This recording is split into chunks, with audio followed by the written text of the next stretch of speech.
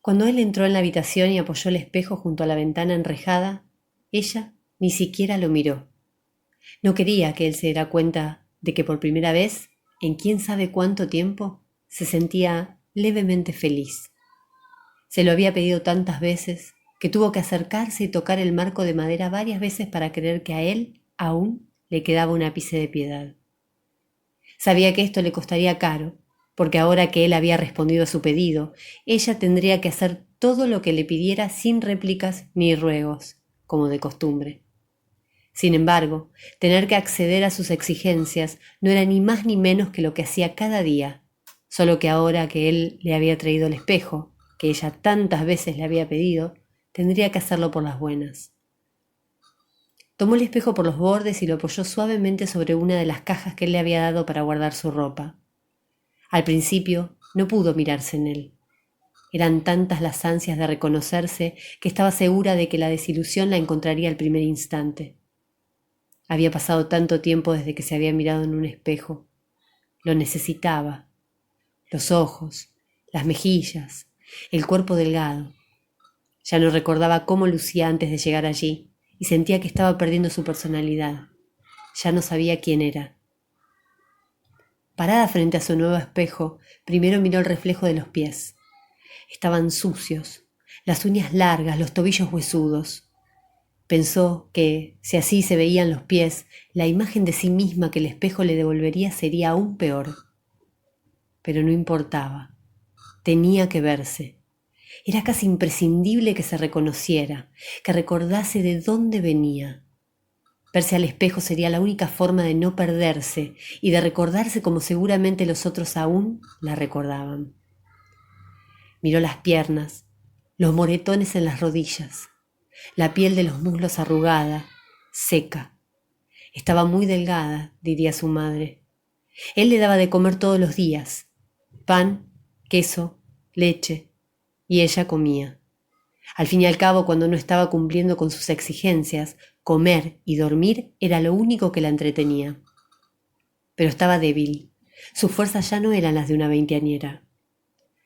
Se humedeció el pulgar con la lengua y removió con fuerza una pequeña mancha en la rodilla derecha, mientras tomaba coraje para mirarse el vientre. Se levantó la blusa muy despacio y se miró el ombligo. Sabía que ya no tendría la misma forma después de haber albergado un hijo que ya no estaba. En la cintura pudo verse por primera vez la cicatriz de cuando él la encontró conversando con la muchacha del cuarto de al lado. Cerró los ojos y suspiró. Su memoria aún podía sentir el olor al cuero y el ruido de la hebilla del cinturón, el ardor de los primeros golpes. Se cubrió el vientre con la blusa nuevamente. Prefirió no continuar intentando entender por qué él la lastimó ese día. Se miró el cuello, largo y pálido. Allí, justo debajo de la oreja, 2 cortes le recordaron la vez que entre lágrimas le suplicó que le comprara píldoras anticonceptivas. Él había vuelto a la habitación luego de sacar a empujones a un hombre que había intentado quedarse más tiempo que lo acordado, y la estaba ayudando a lavarse y vestirse cuando ella se lo mencionó.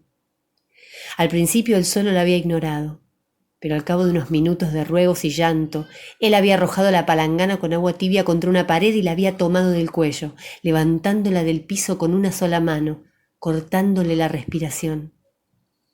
El anillo que él solía usar en el dedo pulgar se le había impreso a ella en la piel, incluso antes de que perdiera el conocimiento. Se frotó con fuerza la herida en el cuello varias veces, como si esto la fuese a hacer desaparecer. Y mientras sentía el bulto de la cicatriz bajo la oreja, vio su muñeca derecha. Estiró levemente los brazos frente a ella y se miró ambas manos. Las muñecas también contaban una historia. No podía creer que aún estuviesen enrojecidas e hinchadas. Sabía que no habían sanado, claro. Aún le dolían, pero esperaba que no se notase tanto. ¿Cómo era posible que él tuviese tanta fuerza como para quebrarle ambas muñecas ajustándoles una soga alrededor? Había pasado la noche con fiebre y vómitos, cuando él vino a decirle que tenía que vestirse y maquillarse para atender a un cliente extranjero que acababa de llegar. Sin moverse de la cama, sin siquiera mirarlo, ella le había contestado con un simple no. Ante la negativa, él en la habitación había cerrado la puerta tras de él y se había acercado a la cama donde ella yacía para tomarla del cabello y levantarla por la fuerza. Al sentir el tirón, ella había empezado a gritar y a intentar defenderse. Patadas, insultos, forcejeo, llanto. Él no había tardado en perder la paciencia y la había arrojado al piso, y con ambas rodillas sobre el pecho la había inmovilizado mientras le ataba las manos con una soga que siempre traía atada a una presilla del pantalón. Ella, no dándose por vencida, había continuado insultándolo e intentando empujarlo hasta que él le había ajustado tanto la soga alrededor de las muñecas que sin darse cuenta las había quebrado. Se apenó al ver que sus muñecas, luego de meses de que esto había sucedido, aún no habían sanado. Volvió a mirar el reflejo de sus pies, sabiendo que tarde o temprano tendría que mirar el reflejo de su rostro, recordar quién era, asimilar el paso del tiempo en su mirada. Le había pedido al espejo porque sentía la necesidad de verse, de saber en qué estado estaba. Sin embargo, no se había preparado para asimilar su imagen. Por un momento, pensó en darse vuelta y volver a la cama, romper el espejo, cubrirlo con una sábana. ¿Acaso verse no la llevaría a aceptarse tal y como se veía ahora? ¿No la derrotaría saber que ya no volvería a verse igual? Los de afuera la seguirían buscando y esperando si ella lucía diferente. Cerró los ojos, levantó la cabeza y aguantando el orgullo y las lágrimas se miró a los ojos.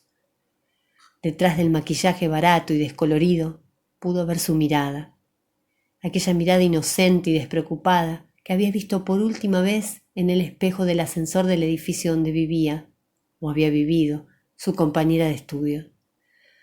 Habían estudiado por horas y sus ojos estaban rojos de tanto leer y de tanto humo de cigarrillo.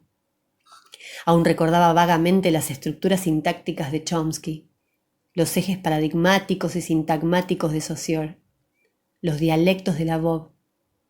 Había salido de allí rumbo a su casa con libros y apuntes a cuestas, pensando qué haría de cenar antes de irse a dormir y estar lista para repasar sus apuntes muy temprano por la mañana. Él la había encontrado a la vuelta de la esquina, mientras ella buscaba las llaves de su casa en la mochila.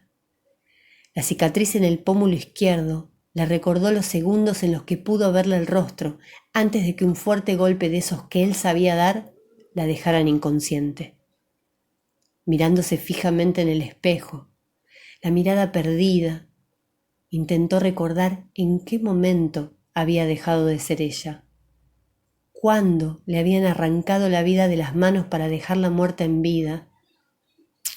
Ya no importaba. El espejo le mostraba que a pesar de su mirada, ella no volvería a ser quien había sido.